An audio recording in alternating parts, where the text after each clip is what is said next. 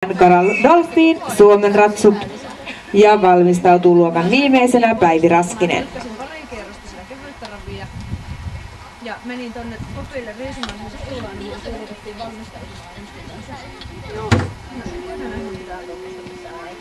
ei pidä alkuperäinen eikä muutettu eikä niin. Se vielä kerran painettukaan ja sitten valittu mennä monta kertaa vielä siinä vaiheessa, kun mä olin tuolla verkkaamassa. Mulla rupesi häveestään, kun kuulutti, että joo, tässä Anna Kilvosella ja Ruudin Ruopalle saataisiin kohtuullinen verryttelyaika, niin vielä vaihdamme, otamme tähän väliin yhden. Mä olin sillä, että oliko Ruudin osannut ääni. Voitte varmaan jää.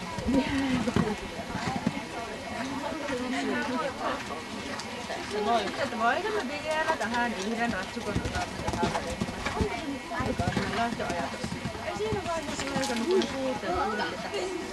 Ja radalla 2 suorituksensa sai päätöksensä Kilvosen ja Ratsula Hotkotti ja seuraavassa lauseessa pyydämme valmistautumaan. Niin, eikä mä ihmistä, niin eikö siinä vaiheessa niitä läppää käydä toinen mennä ihan alalle?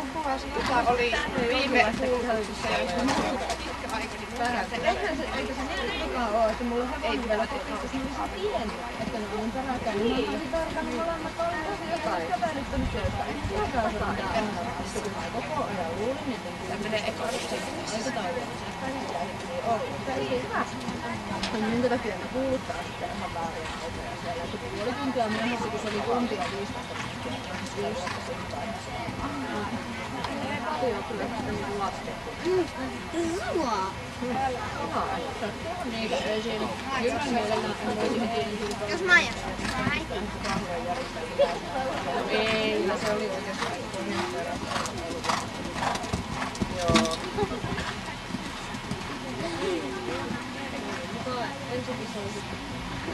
Luokan viimeisenä lähtee